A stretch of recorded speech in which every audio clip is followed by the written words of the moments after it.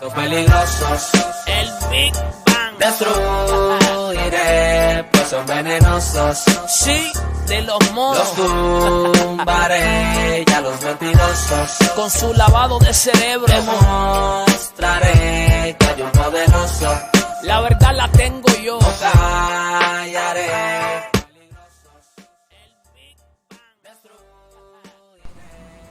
Hola, buenas tardes, bienvenidos nuevamente a esta serie Desmitificando la Iglesia, porque la iglesia que ves no es la que es. Entonces aquí estamos para continuar con esta maravillosa serie después del revuelo positivo, claro que sí, causado por el primer video, el cual si no has visto te insto a que vayas a verlo en nuestro canal de YouTube de la comunidad cristiana Amor de Cristo.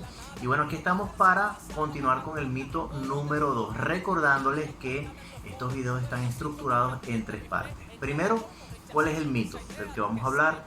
Segundo, ¿por qué ese mito es peligroso? Para que la gente se dé cuenta que esto no es una disertación para vernos inteligentes o para hacernos los distintos, sino cuál es el peligro de creer en eso.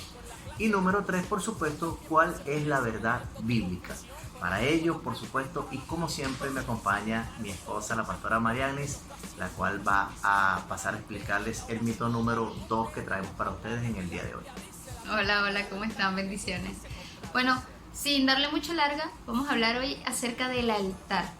Hablamos en el video anterior, lo mencionamos un poquito acerca del llamado que se hace al altar, y hoy vamos a estar hablando de lo que representa el altar, algo así como el lugar santísimo del local donde nos congregamos. ¿Cuántos dicen caído muertos allí? Empezando por mí. ¿Cuántos dicen caído muertos en ese lugar santísimo?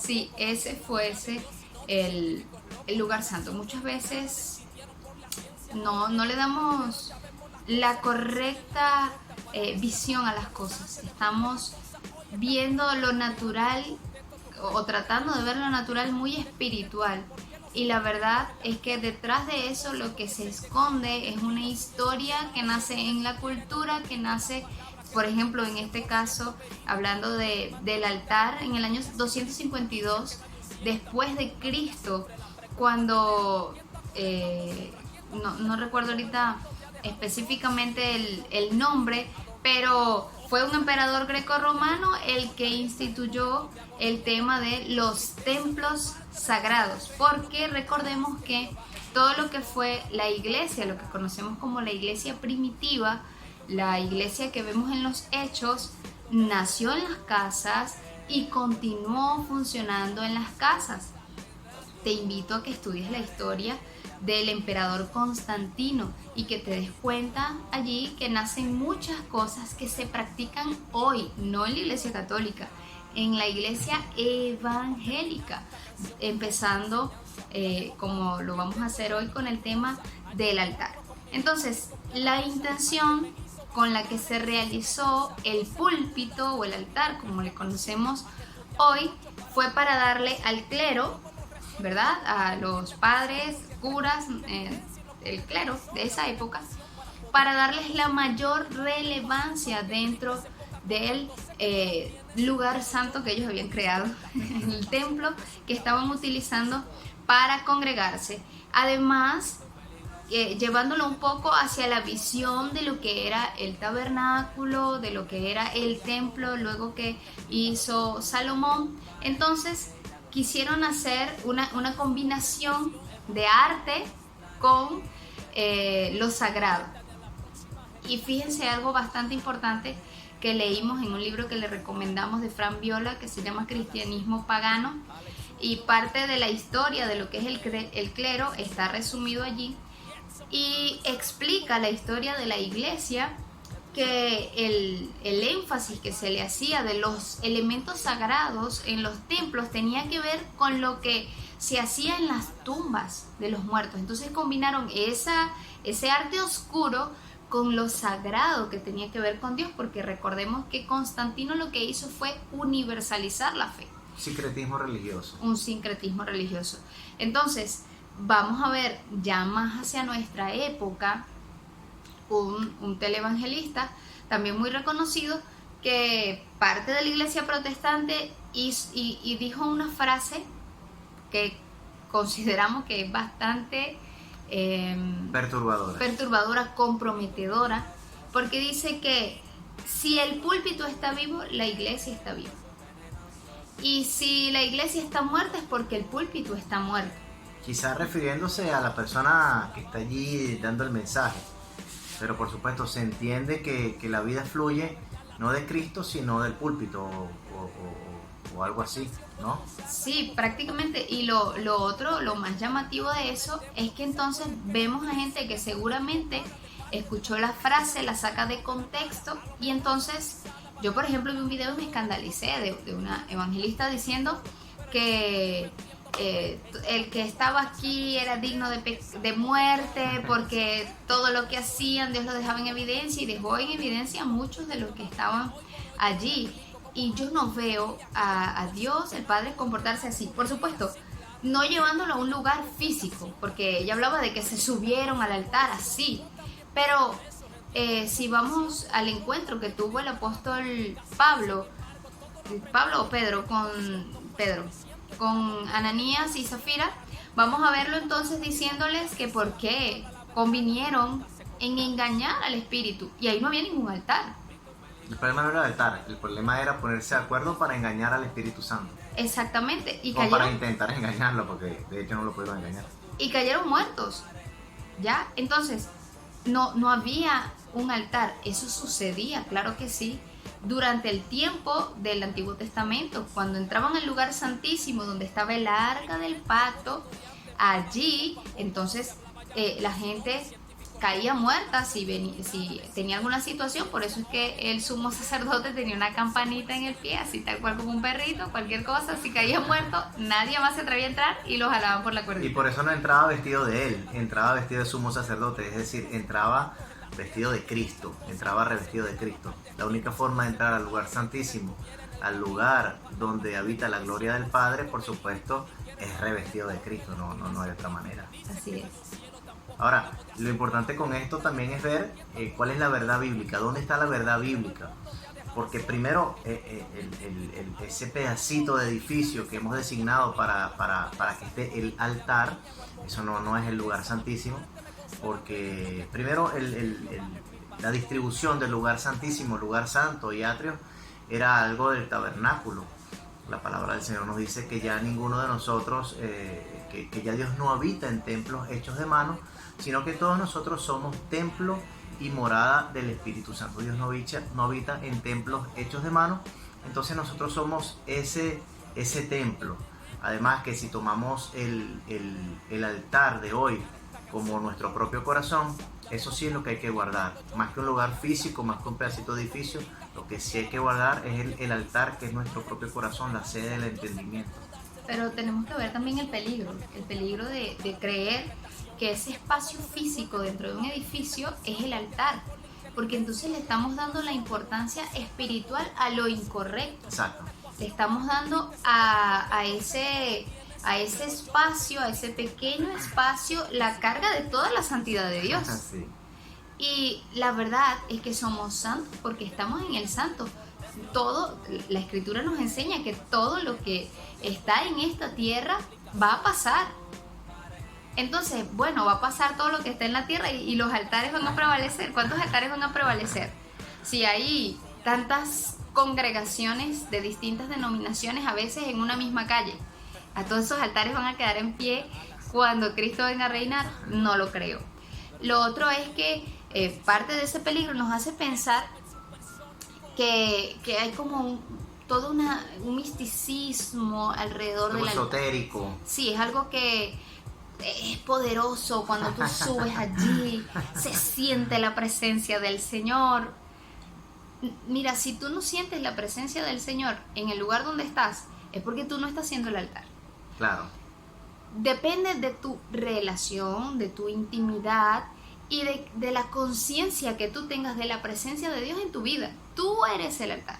Eso ya lo vamos a seguir viendo con la verdad bíblica, pero quiero que veamos el peligro, porque entonces ese espacio no estamos diciendo tampoco que todo el que quiera súbase y listo. hablar de Dios desde allí. Súbase en minifaldas, no estamos diciendo eso. No estamos diciendo eso Tiene que haber porque... un respeto, pero tiene que haber un decoro cuando están los santos reunidos. Sobre todo cuando hay una reunión de carácter público. Ujú.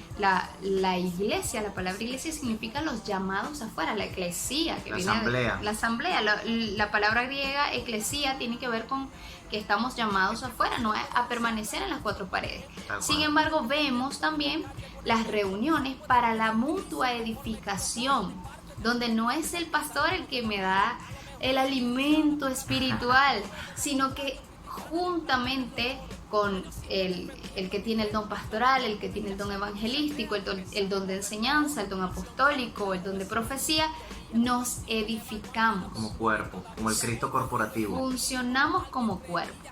Entonces, en la medida en que funcionamos como cuerpo, estamos también provocando que la vida del Mesías crezca en nosotros. Si resumimos eso al lugar donde, bueno, mira, se montó el pastor, que ese es uno de los más grandes peligros. Nadie pasa para acá. No, el que está en el altar son los escogidos de Dios. Son los que nos alimentan. El escogido eres tú y el escogido soy yo. Un concepto católico de el que está arriba es el clero y los demás son los laicos, es decir, el único que se comunica con Dios, el único que tiene una relación con Dios, el único que puede conversar con Dios y de hecho el único que está cerca de Dios es ese señor, esa señora que está allá arriba, lo cual es totalmente falso. Sí, ya has escuchado esa frase de mira, necesito que ores por mí porque tú estás más cerca de Dios que yo. O por ejemplo, no, es que cuando tú oras, las cosas pasan. Pero es por lo que hay en nuestra mente, la estructura que se ha creado, porque son los que se suben en el escenario. La palabra púlpito viene de púlpitum, que significa escenario. Claro. Eso es lo que significa. Entonces, como púlpito no se parece a escenario, le decimos púlpito y creemos que allí es donde está lo que también denominamos púlpito, que es donde vamos a colocar la Biblia, donde vamos a colocar los apuntes, y entonces no, ese es el lugar santo desde donde el Padre Celestial nos enseña. Ok, yo quiero que tú te conviertas en ese lugar santo, donde el Padre Celestial te va a enseñar. ¿Sabes qué pasó? Hace unos, un mes creo, casi 2 meses, que fui a la playa con mis hermanos. Estábamos, mis hermanos de sangre, aunque los de Cristo también somos hermanos de sangre, la sangre del Cordero nos une. Pero íbamos de paseo familiar y cuando iba a la playa,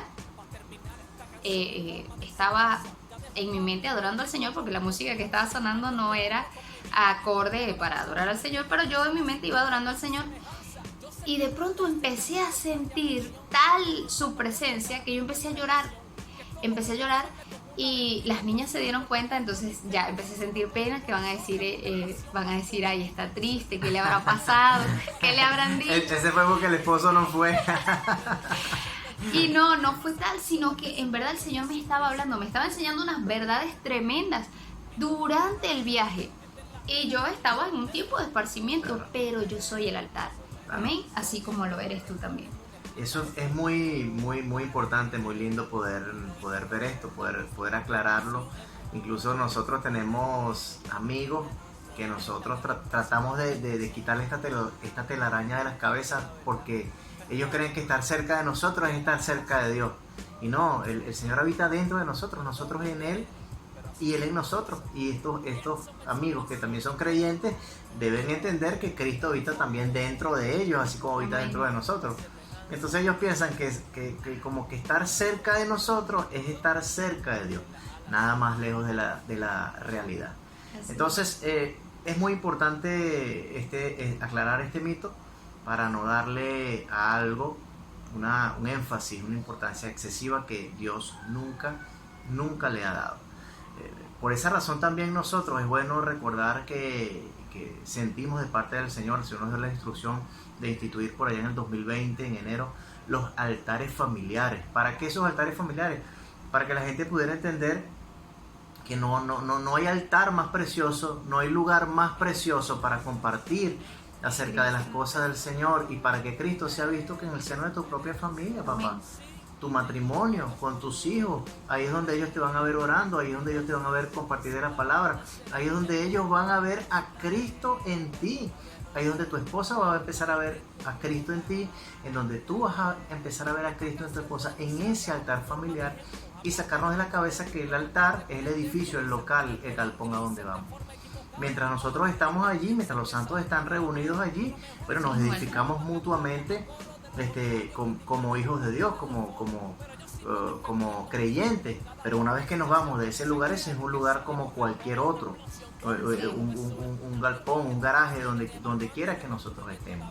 Debemos pensar más bien en nuestro propio corazón como el altar que debemos guardar con mucho celo. Proverbios 4:23, sobre toda cosa guardada, guarda tu corazón porque de él mana la vida. En el Nuevo Testamento podemos darnos cuenta que el corazón es la sede del entendimiento, es ese altar que nosotros debemos vigilar para que no sea infiltrado con doctrinas, con cosas extrañas. Pablo le dice a Tito, cuídate de ti mismo, cuídate de la enseñanza y de ti mismo. Qué consejo tan hermoso y tan apropiado. Amén. Así que en este mito número 2, una cosa importante que para agregar allí es que todo lo que ocurrió antes de la primera venida del Mesías, lo que vemos en las Escrituras tiene que ver con la sombra de lo que había de venir. Y todavía hay cosas que son sombras porque no han ocurrido. Entonces, parte de lo que veíamos en el altar del sacrificio, el altar del incienso, tiene que ver con muerte, consumir toda la carne y con que suba la adoración. Amén. Entonces, en nuestro corazón, que es esa sede, yo le decía a Jorge, es como la mesa donde me siento a ver qué naturaleza se expresa. Si el entendimiento está renovado, entonces yo compruebo cuál es la buena, agradable y perfecta voluntad de Dios y expreso a Cristo. Pero si todavía mi percepción de las cosas está en todo lo que es tinieblas, el pasado, las heridas, los traumas, si yo sigo viendo desde allí, entonces le voy a dar preeminencia y se va a expresar la vieja naturaleza.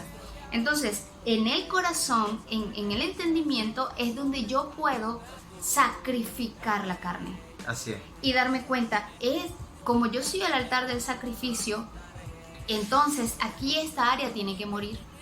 No se va a expresar, tiene que morir. Me doy cuenta, esa no es la forma como yo tengo que actuar, porque esa lucha entre Adán y Yeshua dentro de nosotros siempre va a estar. Pero cuando mi entendimiento está sanado, yo tengo la capacidad de llevarlo a la mesa de discusión y decir, esto es lo que no puede pasar, esto es lo que va a pasar, y se va a expresar Cristo a través de nosotros.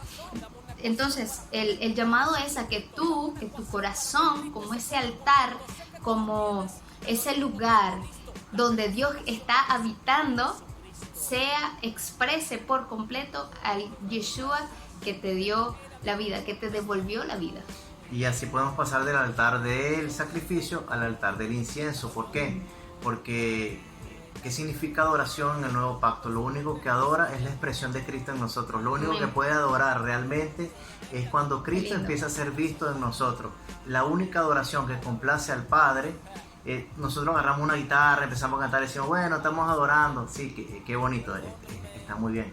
Pero el consejo apostólico nos hace ver, la instrucción apostólica nos hace ver que lo único que adora es la expresión de Cristo en nosotros. Y cuando pasamos entonces del altar del incienso, de esa mesa del sacrificio, al altar del incienso, al altar del incienso, entonces allí empieza a subir verdadera adoración. ¿Por qué? Porque la vieja naturaleza que vaya afuera, en los atrios, y aquí en el lugar santo, lo único que está siendo visto es la vida de Yeshua en nosotros. Qué cosa tan maravillosa, mi hermano.